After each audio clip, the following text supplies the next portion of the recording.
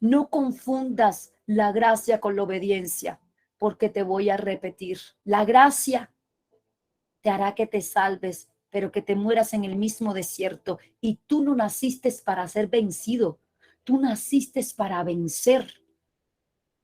Pero en cambio la obediencia te va a llevar a cosas que tú jamás imaginaste ni pensaste. Yo no vengo aquí a motivarte porque yo no soy ninguna motivadora. ¿Puede Dios cambiar en un plan que Él tenga para ti? ¿Puede Dios hacerlo? Sí. ¿Por qué? Por tu desobediencia. No es que sea hombre para mentir ni hijo de hombre para arrepentirse, pero tu desobediencia hace a Dios que Él cambie de parecer y que no se cumpla. Vaya a 1 Samuel 15:22. Y Samuel dijo: ¿se complace Jehová tanto en los holocaustos y víctimas como en que se obedezca a la palabra de Jehová?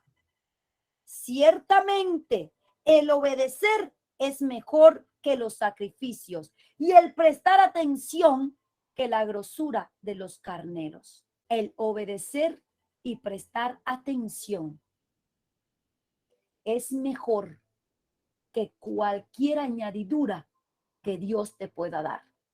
¿Sabe a quién Samuel le estaba diciendo esto? A Saúl, porque Saúl se le había dado una orden. Espera a que yo llegue, le dijo el profeta, y le vamos a hacer el sacrificio al Señor. ¿Y sabe qué fue lo que pasó? Saúl dijo: ya se demora mucho Samuel. Y ofreció holocausto, cosa que a él no se le era permitido hacer. ¿Le pasó Dios la mano por eso o hubo una consecuencia radical? Saúl fue desechado por Dios completamente, porque la orden había sido dado clara. Dice el 19: ¿por qué pues no has oído la voz de Jehová, sino que vuelto al botín has hecho lo malo ante los ojos de Jehová? Y Saúl respondió a Samuel: antes bien he obedecido la voz de Jehová y fui a la misión que Jehová me envió y he traído a Gad, rey de Amalec, y he destruido a los amalecitas. 2 veces desobedeció Saúl. Primero, cuando ofreció holocausto y sacrificio, y segundo, porque la orden de Dios había sido: mátalos a todos. Y él dejó vivo al rey de los amalecitas y lo trajo al campamento. Y la orden había sido que tenía que exterminarlos a todos. Y le dice Samuel: ¿se complace Jehová en los muchos sacrificios o en la obediencia? Mis amados, hay personas que oran mucho y no obedecen a Dios. Hay personas que ayunan mucho y no obedecen los estatutos y los mandatos de Dios. Algunas ocasiones tú vas a tener que orar, pero en la mayoría de las veces no es tanto el orar como el obedecer. Tú no puedes estar orando por algo que ya Dios te dijo lo que tenías que hacer, porque Dios no te va a escuchar, no lo va a hacer. Se mire, hay leyes gubernamentales que si usted no cumple, ¿qué es lo que pasa? Hay consecuencia por esto. También hay leyes espirituales. Y también, ¿cuáles son las leyes espirituales? Los 10 mandamientos que todos conocemos. Ahora, pero hay un problemita que las personas se le olvidan. Están las leyes irrefutables de Dios que nunca van a cambiar. ¿Sabe lo que son las leyes irrefutables de Dios? ¿Usted está preparado para lo que Dios le va a decir? Y vamos a poner varios ejemplos. Las leyes irrefutables de Dios. Por ejemplo, la fe. Eso es algo por lo que tú no tienes que orar. La fe tú no tienes que orar por ella. La fe tú decides si tú la vas a tener o no. Si tú vas a creer. Porque es por la fe que se acepta el sacrificio que Jesús hizo en el madero. Entonces tú no tienes que orar por la fe. Ahora, existe el don de fe y es algo que el Padre le regala a sus hijos. Como la mujer del flujo de sangre. Esa mujer venía de estar en brujos y de gastar todo el dinero que tenía en brujo. ¿Qué fue lo que hizo que la mujer recibiera el mensaje? No conocía de Jesús y no había orado por ese milagro. La fe. Ella dijo, si yo tan solo toco ahí el borde de su manto, seré salva. Se acabó. Eso fue la única oración que ella hizo. Se acabó. La fe la hizo ser salva. La mujer estuvo muchas horas orando. La mujer estuvo... No. Ella creyó y recibió. Orar a Dios. Señor, prospérame. Señor, bendíceme. Pero tú no cumples con el principio bíblico. ¿A dónde Dios te va a prosperar? No lo va a hacer. Porque son, ¿qué? Lo apuntaste. Leyes irrefutables. Él no la vas a cambiar porque tú ores y ayunes. Leyes irrefutables de Dios. Tú podrás desgastarte orando para que Dios te bendiga, te prospere. Pero si tú no cumples con lo que Él estableció en la palabra de sembrar, olvídate que eso va a pasar, porque no hay una cosecha sin una siembra. Y vamos a ver un texto bíblico donde el apóstol Pablo lo dice, tanto para lo espiritual como para el mundo natural. No va a haber una prosperidad en ti si no cumples con lo que Dios estableció. Es una ley irrefutable. Dios no le va a cubrir el corazón a tu hijo porque tú ores y le diga que lo cubra con la sangre preciosa si tú lo tratas mal y lo dañas, porque no estás cumpliendo con tu responsabilidad como padre y como madre. Por más que tú ores, para que Dios bendiga tus graneros, Dios no lo va a hacer. Señor, cuando tú me des, entonces yo te doy. No, no funciona así. Dios te dice, dame de eso que tú tienes y entonces yo te voy a dar a ti. No funciona de esa manera, de que si tú me das, Señor, porque tú sabes que yo no tengo, yo te voy a dar a ti. No, la ley irrefutable de Dios, de la siembra, de los diezmos, no funciona de esa manera. ¿Y sabes por qué Dios te ha venido hablando en esto? Porque Dios quiere bendecirte grandemente y abrirte puertas que jamás tú pensaste que ibas a llegar. Pero Dios no va a quebrar la ley irrefutable que Él estableció. No tiene Dios que bendecirte para tú darle. Tú le das y Él te bendice. Tú le das tu fe y Él te da la salvación. Tú le das tu fe y Él te da la sanidad.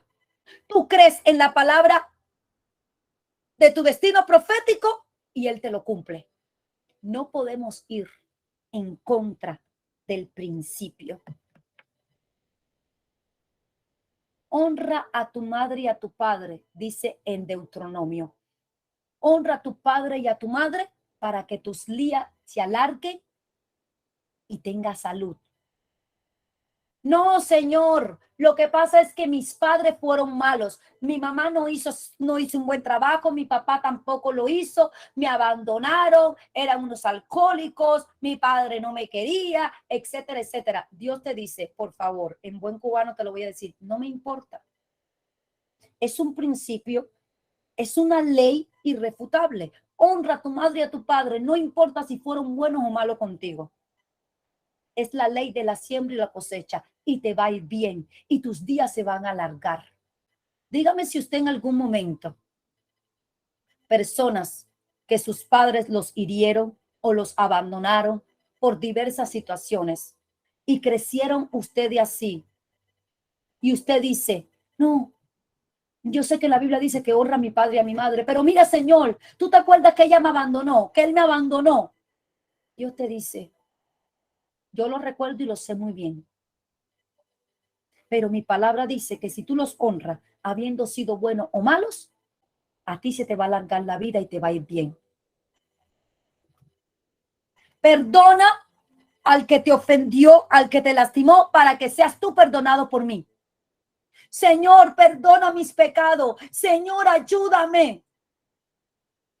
Pero tú no quieres perdonar al que te ofendió y al que te hizo mal. Tú no quieres perdonar porque te violaron. Tú no quieres perdonar porque levantaron un falso testimonio de ti. Tú no quieres perdonar porque te hicieron sufrir. La ley irrefutable de Dios en el libro de Mateo 7, si más no me equivoco, perdona y yo te voy a perdonar. Por eso una mujer que estuvo aquí en la conferencia pasada, cuando yo comencé a orar, el Espíritu Santo me dijo, hay algo que está dentro de ella. Y aunque la persona diga, no, yo no lo tengo, no, no es así, dirías que Dios es mentiroso. Y cuando hay falta de perdón, si usted no ha visto ese estudio bíblico que yo di, Sanidad Interior, parte 1, Sanidad Interior, parte 2, ahí te lo doy todo detallado. El cáncer se empieza. Muchas personas que han muerto de cáncer es porque es un espíritu por la falta de perdón. Porque el cáncer, la falta de perdón dentro de ti, comprobado científicamente, destila un ácido, suelta naturalmente un ácido dentro de ti que hace que te inundes completamente de cáncer en todas tus células. Si tú no puedes decirle a Dios que te perdone, si tú no has perdonado a aquella persona, por más mal que te haya hecho, ¿sabes que el beneficiado eres tú y no esa persona? Yo sé lo difícil que es la falta de perdón por algo del pasado. Necesitamos liberar perdón si queremos que Dios perdone nuestras ofensas, cómo lo ofendemos a Él. Justo no hay ni solo uno. Todos hemos hecho lo malo delante de Dios. No ore tanto y obedezca más. Porque la oración sin obediencia es en vano. Liberar perdón es una decisión que tú tomas en tu libre albedrío. Nada vas a lograr, ni Dios va a poder hacer nada en ti, porque es su ley irrefutable. Haces esto y cosecharás esto. Haces esto y tendrás esto. No lo haces y por más que ores, nada va a pasar. ¿Sabes cuántas personas hablan en lengua y supuestamente dicen cosas y por detrás andan como María? ¿Sabía usted que María, la hermana de Moisés, era profetisa y era danzarina? Ella fue la que sacó el pandero y fue la primera adoradora que formó fiesta en el desierto. ¿Sabía eso usted? ¿Qué le pasó a María? Le dio una lepra y fue expulsada del campamento. ¿Sabe por qué le vino esa lepra? Porque habló en contra de Moisés.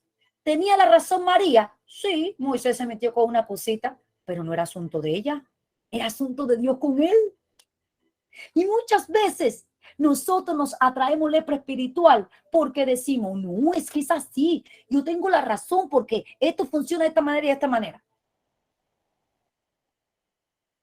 Y abrimos la boca con cosas que Dios no te la va a aceptar, por más que te ame. ¿Y qué es lo que te va a venir? Muerte espiritual. Y de pronto tú vas a decir, ay, esta batalla que se me ha venido y esta guerra, ¿por qué fue? No te la puso Dios. No es un proceso de Dios. No es que el diablo se levantó ese día y dice, voy a atacarla ahí. No, te la buscaste tú mismo y tú misma. Porque hiciste algo que estaba en contra de la ley irrefutable de Dios, de los mandamientos de Dios. Entonces, ¿es que Dios te castiga o es que nosotros no lo buscamos? No podemos confundir disciplina con castigo. Dios te castiga o nosotros no lo buscamos cuando hacemos algo que sabemos que está incorrecto, pero lo hacemos. ¿Quiere que yo te hable? Te dice Dios, ven y siéntate a escucharme. Y ahí está la persona, Dios no me habla. Uy, pastora, usted sí, pero a mí no. ¿What? ¿Fuimos lavados con la misma sangre? Somos la misma hija y hijo del mismo Dios. ¿Cómo que tú vas a decirme que Dios me habla a mí, a que a ti no? No, lo que pasa es que tú no te sientes escucharlo como yo lo hago.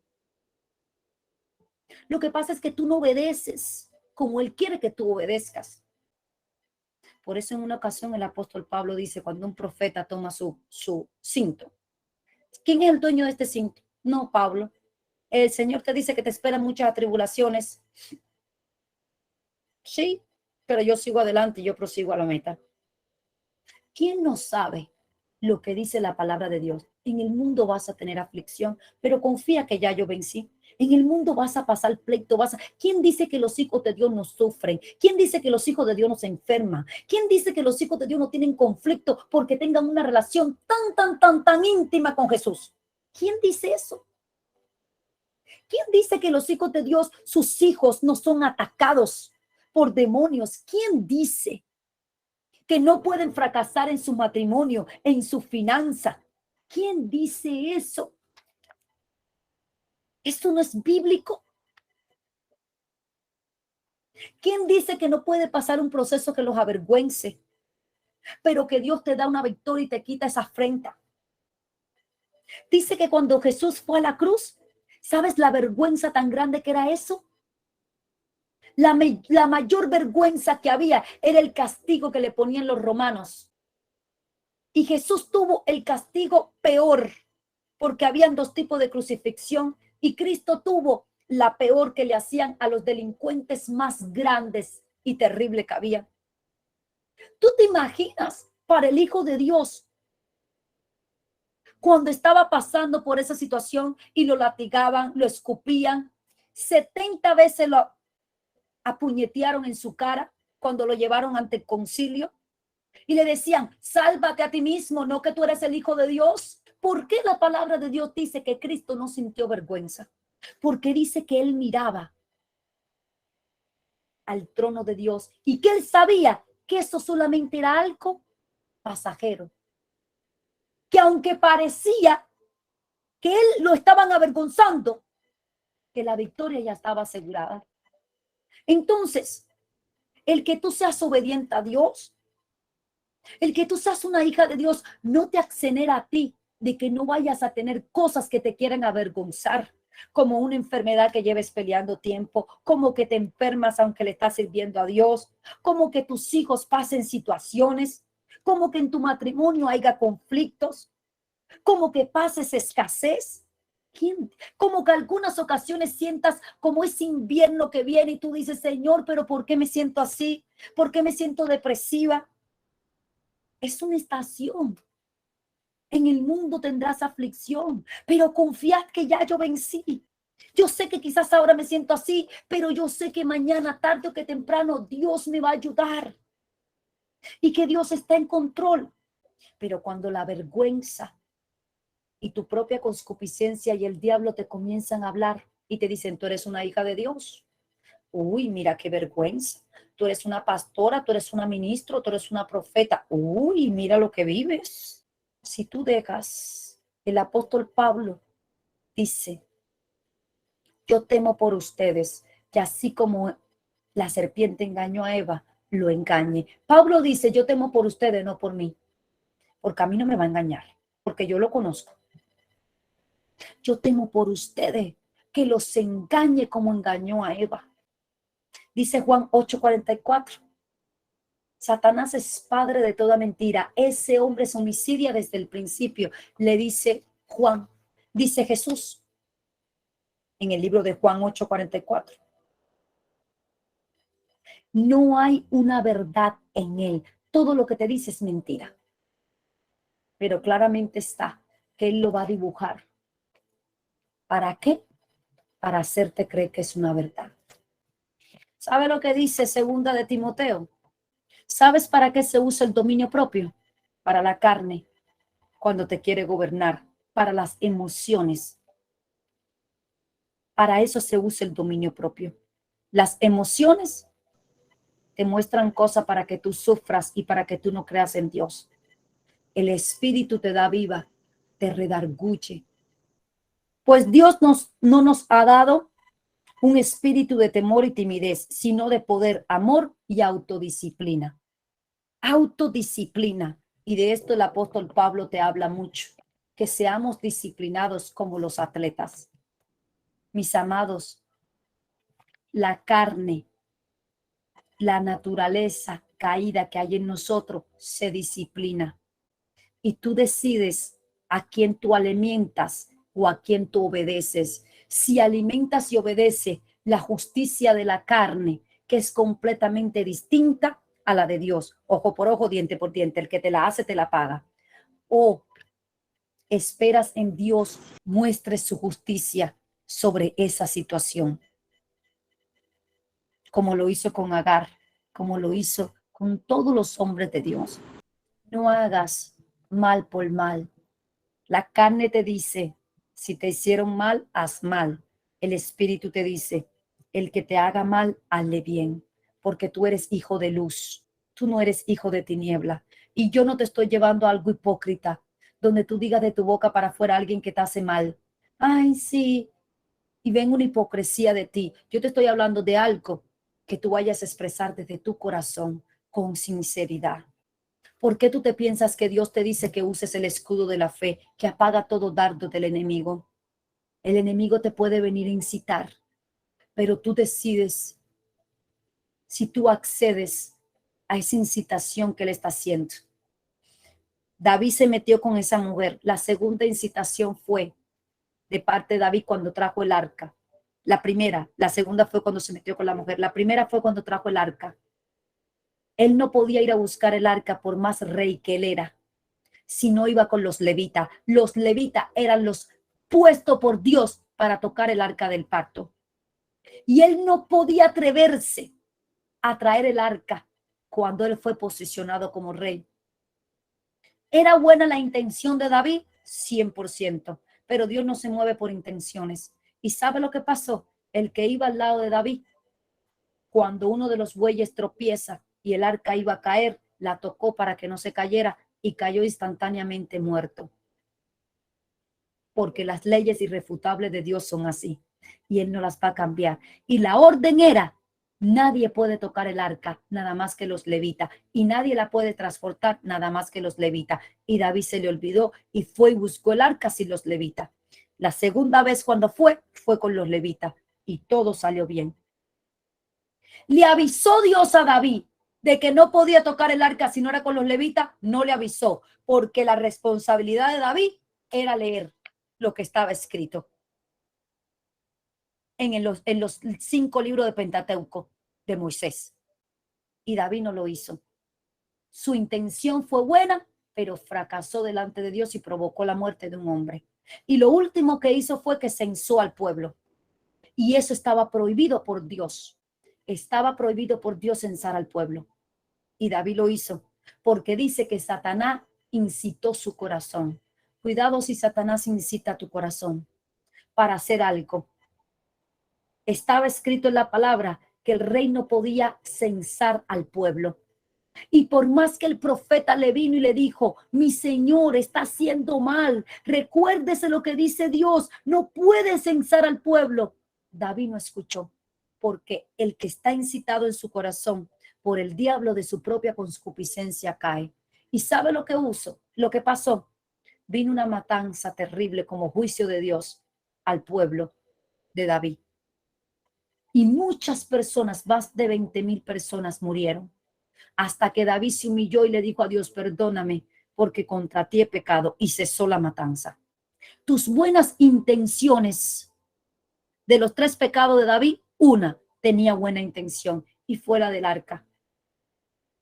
Dios no quebró su ley irrefutable. Y Dios no le dijo, David, ven que me voy a aparecerte en sueño para decirte, no vayas mañana a buscar el arca, porque el arca va a tropezar y cuando tropiece, el que va al lado tuyo la va a tocar y yo lo voy a matar.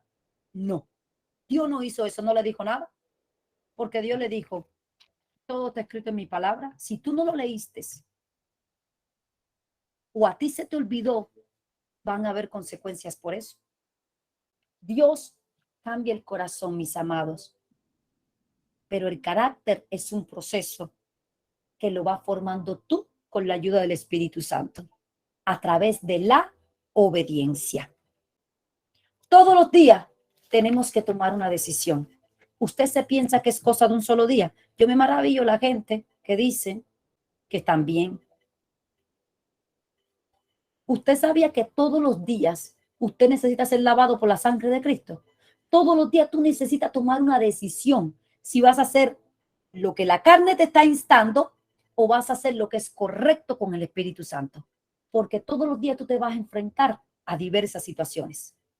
La carne te va a irar, quizás para que tú mientas, para que robes en tu trabajo porque nadie te está viendo, para que levante falso testimonio, ya sea que venga una persona y te llame por teléfono y te diga, uy, tengo que decirte tal cosa, que mira, ya sea que un hijo tuyo se ponga desobediente, la carne te va a instar para decir, coge un cinto y reviéntalo de arriba abajo. De tu propia concupiscencia, dice la palabra que nosotros pecamos.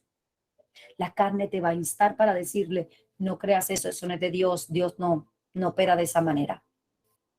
Dios no trabaja de esa manera. Entonces, todos los días tú tienes que tomar una decisión. Si obedeces a lo que Dios te está diciendo, o haces lo de tu propia concupiscencia salca y la incitación que el enemigo esté poniendo en ti. Escúchame bien y mira cuántas veces te lo he dicho. Grandes planes maravillosos para cada uno de ustedes, incluso las personas nuevas que han entrado aquí. Y el Señor te va a ir abriendo el entendimiento, como se lo abrió a los que iban de camino a Emaú. Pero el Señor le abre el entendimiento a una persona que él sabe que es obediente. Él no te va a abrir el entendimiento para que tú sigas en tu rebelión y en tu desobediencia. Él te va a abrir el entendimiento para cambiarte la vida. Te quiero decir esto. No hagas las cosas porque otro te esté viendo. Aprende a hacerlo sabiendo siempre que el Espíritu Santo te está mirando y que el acusador está del otro lado mirándote. No lo hagas por miedo a que, se te abre una brecha y Satanás te va a atacar. Hazlo por amor a Jesús. Pero no lo hagas porque la otra gente te están viendo o porque qué van a pensar de ti. Y siento a Dios muy fuerte aquí diciendo estas palabras que va a decir ahora. No has venido aquí por casualidad, yo te traje.